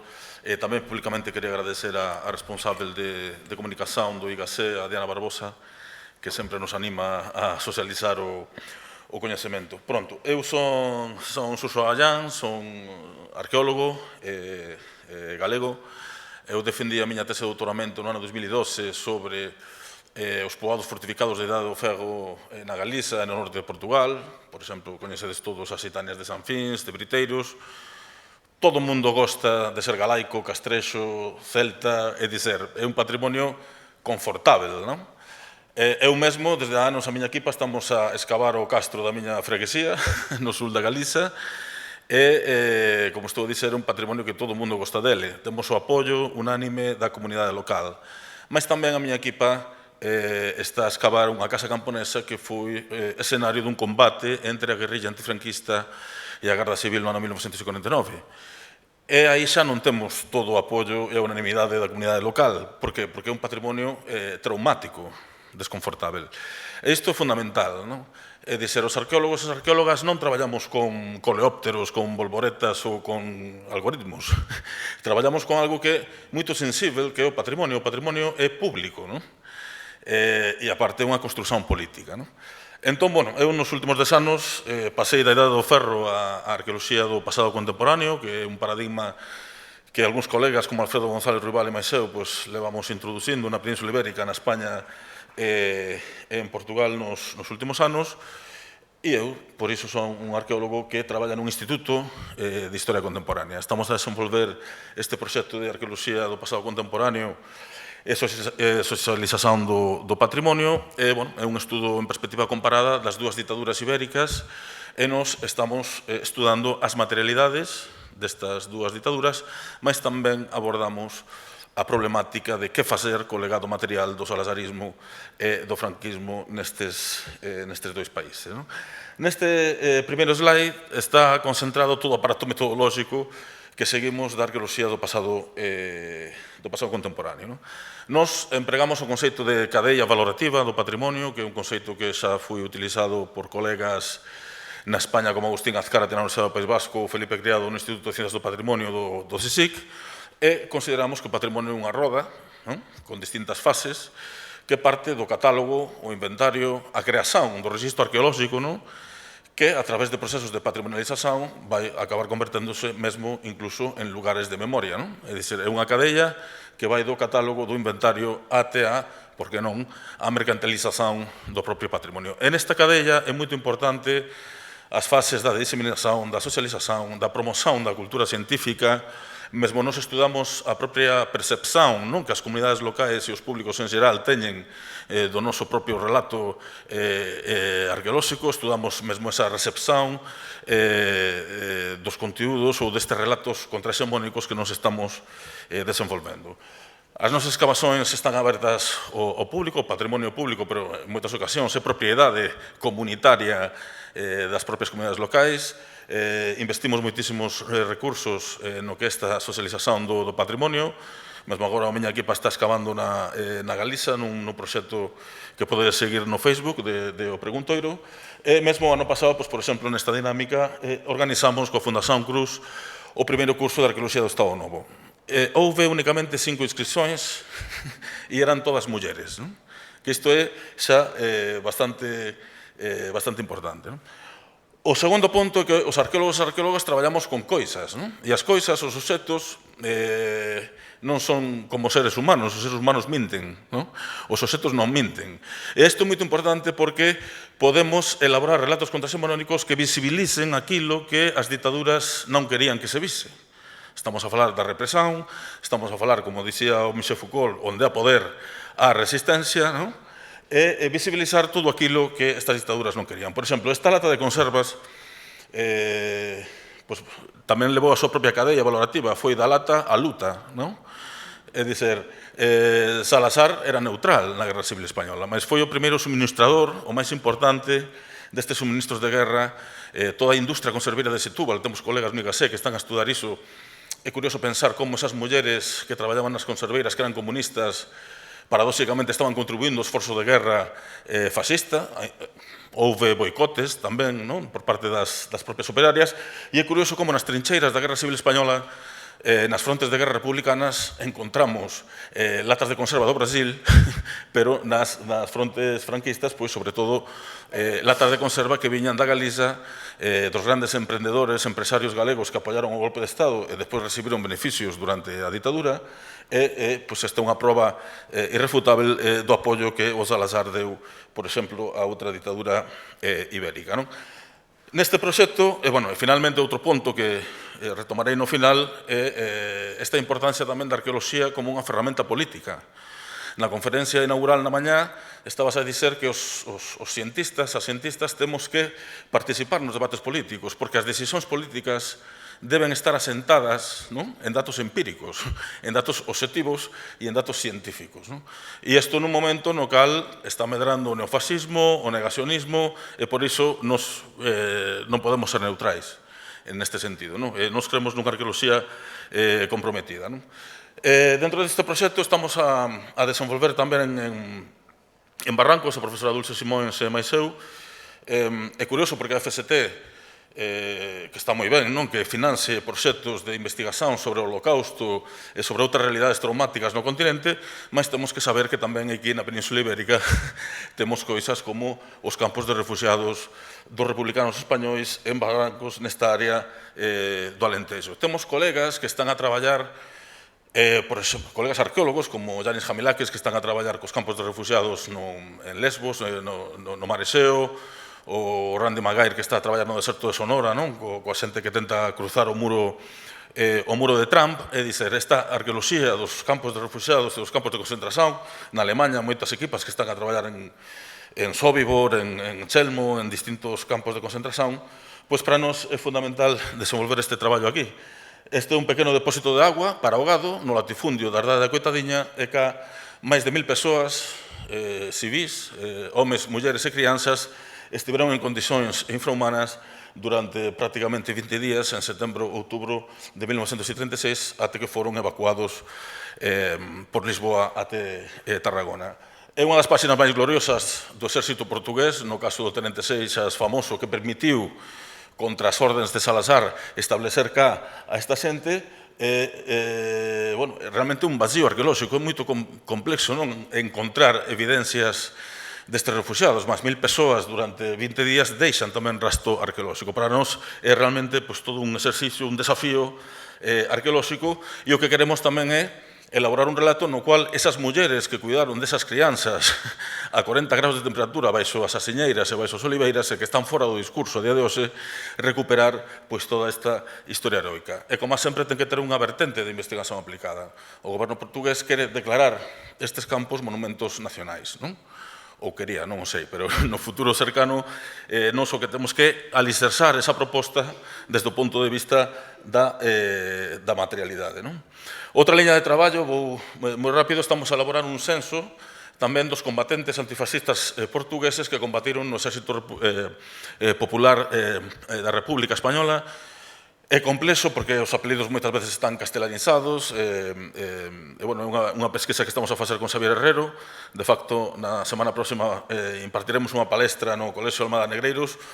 Falábase de que había 2000 combatentes. Polo momento temos registrados uns 484 combatentes antifascistas. A maior parte deles eran emigrantes nas áreas industriais españolas ou emigrantes na França que foron combater precisamente pola República Española, considerando que ese sería o comezo e o inicio da caída de Salazar en Portugal. No verao, estes homes tamén eran vítimas da propia Guerra Civil Española, e no verao vamos exhumar a 3 operarios comunistas portugueses que foron asasinados polos fascistas.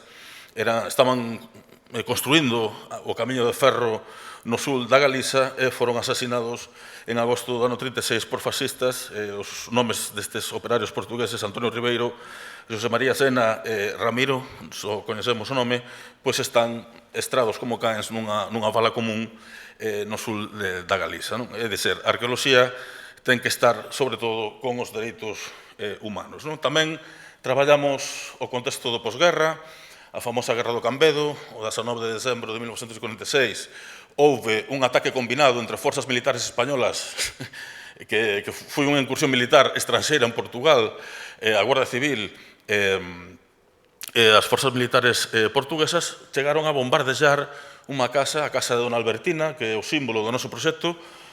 Aquí fixemos excavacións arqueolóxicas en 2018, un dato importante, non tivemos apoio ningún de ninguna institución portuguesa. Isto foi financiado pola Rutgers University de Estados Unidos e pola miña equipa e unha asociación veciñal galega. Isto é importante dicilo. E vedes os restos do lume, do grande fogo que provocou, encontramos tamén astillazos de morteiro. É dizer, isto é como a guerra colonial en Angola ou en Mozambique. O Estado portugués entrou en Cambedo da Raya desta maneira e temos este prato de Dona Albertina pois queimado coa Torre de Belén. E Dona Albertina non coñecía Lisboa, nunca vira o mar, non? É dizer, son estes camponeses da Raya e nos reivindicamos novamente a esta muller que deu acobillo a estes resistentes antifascistas. Albertina pois nunca acabará no Panteón Nacional de Santa Engraxa, probablemente, non? É dizer, temos que reivindicar as clases subalternas que se falaba antes, non? E xa para terminar, vou ler o prolegómeno da Constitución portuguesa, que é fascinante. Eu son súbdito do Reino de España e isto me parece unha cousa incrível. A 25 de abril de 1974, o movimento das Forzas Armadas, coroando a longa resistencia do povo portugués e interpretando os seus sentimentos profundos, derrubou o regime fascista. A palabra fascista, o fascismo non aparece, obviamente, na Constitución española. Incluso se dicen cousas fantásticas que hoxe en día semellan fantasiosas que había que abrir o camiño para unha sociedade socialista. O que é impresionante é como a día de hoxe xa o Estado portugués está a desenvolver todo o ciclo conmemorativo de cara ao ano 2024 e tamén presentamos este proxecto da FST, a ver se temos suceso, mas xa estamos a traballar nele. É moito interesante como se lembrou a Revolución do 25 de abril, porque non se lembraba igual no ano 76 que no 80, que baixo o cavaquismo ou baixo os gobernos de Antonio Costa. É dizer, é como se vai lembrar no 2024. E isto é moito interesante, comparar, por exemplo, os monumentos aos combatentes da Grande Guerra, que é o grande símbolo da construción da República Portuguesa naquela altura, onde están ubicados os monumentos, ou onde están as avenidas e as prazas e os monumentos que lembran a Revolución de 1974. Há uns procesos moito interesantes, por exemplo, unha damnatio memoria inicial. Temos estudantes revolucionarios deitando na Serra da Estrela unha estatua de Viriato que foi manipulado, como Franco tamén empregou esta figura deste líder protohistórico na súa historia nacional, pois foi derrubada naquela altura en maio, neste caso, e vemos como a día de hoxe há moitas cámaras municipais en Portugal, temos catalogados uns 12 casos, que recuperaron os Chaimite, estes blindados, e aparecen en polígonos industriais, en rotondas, en urbanizacións. É dizer, há todo un proxecto mnemotécnico que emprega un obxecto como pode ser un vehículo militar. Un vehículo militar que no primeiro momento foi un símbolo da luta colonial e acaba convertido nun símbolo da liberdade. Eu non coñezo caso en ningún sitio do mundo que un vehículo militar sexa símbolo de algo semellante ou parecido á paz ou á liberdade. Entón, estes xaimites teñen todo en historia porque os obxectos teñen memoria e os obxectos son reactivados en función das propias conxunturas. E termino xa. O patrimonio, finalmente, como dixía Felipe Criado, é o que resulta da gestão que unha comunidade faz da memoria e o esquecimento. Há cousas que se lembran, que se recordan, e há cousas que se esquecen. Entón, obviamente, é unha construción eminentemente política. Por iso é tan importante que as ciencias sociais, humanas, en este caso a arqueoloxía, é unha ferramenta fundamental non para formar patriotas, pero sí cidadáns críticos. Non porque, a diferencia do que o mundo pensa, a arqueoloxía non fala do pasado, senón que fala realmente do futuro. Podemos construir a partir desta ciencia comprometida, pois, un futuro, non? Que este é un pouco o lema deste encontro. Moito obrigado pela atención.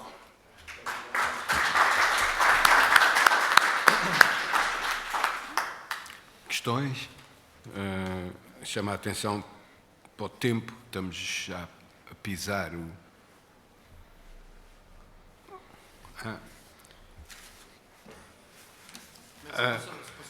Claro que David. Era só um comentário que acho de fato extremamente interessante e produtiva essa assunção de uma arqueologia comprometida, de fato, e achei muito interessante essa última parte sobre o papel da memória e na construção da identidade nacional, enfim, e de facto parece-me fundamental para Portugal hoje, enfim, eu também não sou estrangeiro, portanto não sei até que ponto, mas enfim, também se calhar tenho um olhar um pouco exterior, não é? Mas em pensar precisamente essa ambiguidade extrema que sublinhasse no Sheimit, não é? De ser um momento de orgulho, de formação de uma certa subjetividade coletiva, mas também ligado, eu acho que assumir essa ambiguidade é fundamental, de fato. E não, enfim, há pastelarias que se chamam Sheimit. Sempre achei, que é isso? É um pouco... Mas acho fundamental passar por essa ambiguidade, de fato, para resolver o passado colonial, a resolver. Sim. Sim, concordo. Sim. Não, e é uma marca grande é uma marca grande da condição portuguesa e muitas vezes os portugueses não... Portanto, o ver de fora é fundamental, é tão importante quanto o ver de dentro, não é? Nós não temos muitas vezes consciência do peso desse passado. Eu sei lá, quando a gente diz isto é uma mina, e estamos quase sempre a dizer, faz parte dos provérbios populares, nós estamos a falar de São Jorge da Mina. Quando a gente diz isto é um negócio da China, e estamos quase sempre a dizer isto é um grande negócio da China, tem margens de lucro muito grandes, nós estamos a falar da carreira do Japão, Macau, Nagasaki, ou seja, há uma memória profundamente embranhada, mas que é inconsciente para a maior parte de nós. E daí a importância e daí a importância daqueles que veem ao mesmo tempo de fora e de dentro. E, portanto, isso é fantástico. E deixamos o Kevin, muito obrigado outra vez, o Kevin Carreira Soares, também do Instituto de História Contemporânea da Universidade Nova de Lisboa, e estamos mais ou menos dentro do tempo, sim. Obrigado.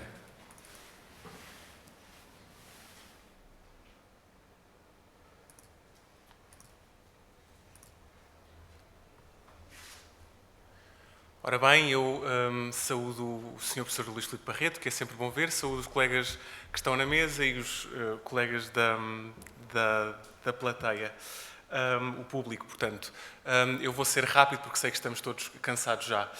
Eu trago mais um roadmap, não é o mesmo que a Catarina trouxe, ainda que eu tenha pena, para prejuízo meu, porque depois dos resultados que vi também quero ter uma química no meu projeto. Eu trago-vos o Eastern Sephardic Diaspora Roadmap, e o que nós fazemos, ou o que nós pretendemos fazer, é criar uma plataforma aberta de open source que permita a identificação de coleções arquivísticas relevantes para o estudo da diáspora sefardita e dos seus descendentes. E o que pretendemos alcançar é otimizar recursos e processos de investigação, potenciar a investigação sobre a diáspora sefardita a partir de ferramentas com linguagens e metodologias comuns, de garantir a interoperabilidade com outras bases de dados, é o caso da Yarusha. A Yarusha aqui é importante porque é uma base de dados que já faz isto à escala europeia e, portanto, nós somos uma peça que vai encaixar numa plataforma superior, e temos como instituições de acolhimento da Nova, o Laboratório de Humanidades Digitais do Instituto de História Contemporânea, e o CHAM, o Centro de Humanidades, também da Nova, da Faculdade de Ciências Sociais e Humanas. Como financiamento, temos o financiamento da Rothschild Foundation, a Nadiv Europe e a Cátedra de Estudos Sefarditas da Faculdade de Letras da Universidade de Lisboa. Eu não disse inicialmente, peço-vos desculpa, este projeto é coordenado por Carla Vieira, Paula Ochoa e Daniel Alves, e eu sou o Kevin Carreira Soares, sou um dos bolseiros. Existe outra bolseira, a Joana Rodrigues, da área da Linguística. Eu sou historiador. Agora sim, continuando. Nós usamos como base de dados o Omeka-S. O Omeka é uma base de dados de publicação de dados e de gestão de dados de acesso aberto e de código aberto. No nosso caso, ela está alojada nos servidores do Laboratório de Humanidades Digitais. Isto é muito importante porque garante a sobrevivência da base para além da existência do projeto. Isto é o aspecto da base no seu início. Portanto, o que nós fazemos é sempre que identificamos uma coleção que tenha interesse para o estudo das redes sefarditas, preenchemos um conjunto de campos. Eu vou só destacar alguns deles convosco, não vou vê-los todos porque não temos tempo. Neste caso estamos perante uma coleção que tem o título de Aaron Lopez Papers, que este foi um navegador do século XVIII, um judeu de origem portuguesa, que foi parar a Newport no século XVIII, e, portanto, neste caso estamos a falar de uma coleção que acabou de ser descrita pela nossa coordenadora, que está em Nova Iorque neste momento, e está na American Jewish Historical Society. Depois preenchemos um conjunto de campos. O Scope and Content é onde metemos a informação básica sobre a coleção e os elementos concretos sobre cada um dos documentos que encontramos e que dizem respeito a redes sefarditas. Depois há uma secção de Archival History e Administrative History que é mais genérica. Depois preenchemos um conjunto de Access Points, Locations, portanto todos os lugares que são identificados no documento nós colocamos associado a cada uma destas coleções. Além disso, as Persons, Families, os Corporate Bodies e os Subject Terms. Peço desculpa os anglicanismos, mas é mais fácil para andar mais depressa. Finalmente, colocamos outra informação útil, no caso as Access Restrictions, que é onde colocamos a informação, por exemplo, se o documento não está disponível porque não tem condição para ser utilizado, ou se está digitalizado. Nós damos por garantido que se o documento está digitalizado, não pode ser consultado em formato de papel, e isso é importante na ótica do utilizador. Finalmente, os Finding Aids, portanto, todos os catálogos e etc. Que existam e que nós possamos disponibilizar. Do ponto de vista do que nós já fizemos, nós estamos a meio do projeto, começámos no início do ano passado. Nesta altura, nós começámos com um conjunto de objetivos e depois o que nós já temos feito. Portanto, começámos com Portugal e Espanha, no início deste ano acabámos Itália e nesta altura estamos no norte da Europa. No caso de Portugal, por exemplo, queríamos identificar 120 coleções, já finalizámos 132, já começámos 177. Esta questão em elaboração tem muito que ver com a revisão da tradução. Como nós temos que escrever em inglês, nenhum de nós é nativo, isto tem que ir para um revisor, que depois muitas vezes levanta problemas de conceitos, de traduções, que nós temos que rever, questões como moedas, etc. Enfim, acho que todos sabemos mais ou menos do que falamos. Do ponto de vista de resultados, eu trouxe só a questão geográfica, porque eu acho que é uma das mais originais, além do resto. Isto permite, por exemplo, nós fazemos georreferenciação, à medida que vamos fazendo a identificação das localizações, fazemos inserção em geolocalização na base de dados e permite, por exemplo, que nesta altura, como eu vos disse ainda há pouco, nós estamos sobretudo a trabalhar, ou já trabalhamos com Portugal e Espanha, Itália e Norte da Europa e, portanto, daí que aqueles 3 pontos estejam mais fortes. Com o tempo, esta rede vai dispersar e, naturalmente, que se vocês ampliarem, se eu pudesse chegar ali e esticar o mapa, no concreto, no lugar de Portugal, teríamos uma dispersão geográfica pelo território. Portanto, aqui aparece assim, porque está à escala global, uma escala europeia já aparece uma coisa deste género. Naturalmente que há uma concentração do norte do centro de Portugal, tem muito a ver com as coleções da Torre do Tombo, que foi aquelas que demos maior importância e que já estão finalizadas nesta altura. Pronto, e é só isto. Obrigado. Muito obrigado. Ainda temos 5 minutos para questões. Sim, por favor. O que é que define as coleções? O que é que define as coleções? Nós usamos a mesma definição que usava a Iarusha. Portanto, por coleção, normalmente é quase sempre que nós entendemos como fundo ou subfundo, mas podem ser unidades variáveis. Aqui o critério de variabilidade é um pouco difícil porque é um pouco subjetivo. Depende, por um lado, do estado de descrição. Portanto, há fundos, sei lá, como a Mesa da Consciência e Ordens, no caso português, que sem ter um grau de descrição ao documento é muito difícil nós descermos ao concreto e muitas vezes optamos pelos níveis superiores. Mas tratando-se, por exemplo, no caso holandês, uma que eu fiz recentemente, a documentação sobre a nação portuguesa nos arquivos de Antuérpia, é um subfundo de uma coleção muito concreta, de um fundo muito concreto, mas tendo em conta que é um fundo essencial para o estudo das redes sefarditas, porque é ali que estão as redes, consegue-se mapear as famílias, as suas leituras pelo território e etc., nós entendemos que valia a pena ir a um nível inferior. Portanto, depende, por um lado, da importância do núcleo do expediente, portanto, do nível para o estudo das redes sefarditas e, por outro, do que temos do ponto de vista das descrições, não podemos fazer, enfim, há muitos arquivos onde este trabalho está ainda numa fase muito embrionária e nós não temos ambição de ir ver tudo, porque não poderíamos. A base de dados só descreve coleções, não está pensada ao nível do documento dentro de cada coleção. Ou num futuro pode... Sim, no caso, por exemplo, a Carla, que está agora em Nova Iorque, está com este conjunto de coleções, ela está a fazer descrição ao nível do documento, mas tem que ver também com o facto de ela ter recebido financiamento específico para estar em Nova Iorque, um conjunto de meses, e daí que queira dar um output que é mais concreto. Mas nós raramente fazemos descrição a nível do documento, porque se o fizéssemos, estaríamos ainda na Inquisição de Lisboa a descrever documentos. Força. São só documentos com texto ou alguns têm algum tipo de decoração? Sim, nós temos pretensão, ou gostávamos muito de encontrar, há lá um campo que diz tipo de documento, texto, gráfico, cartográfico ou imagem. Nós gostávamos de encontrar mais imagens, mas a verdade é que, provavelmente porque somos historiadores e não temos um químico, temos... Sim.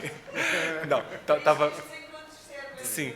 Estava a brincar também, mas de facto o tipo de coleções com que nós temos trabalhado dá-nos sobretudo manuscritos textuais. Sempre que há um elemento gráfico, aconteceu por exemplo recentemente comigo nas Bíblias manuscritas, eu creio que da Flandres, nós fazemos essa descrição porque o elemento gráfico interessa-nos, mas estaria a mentir se disser que encontramos um grande número de elementos gráficos. Encontramos muito poucos, estamos sempre atentos e sempre que encontramos descrevemos.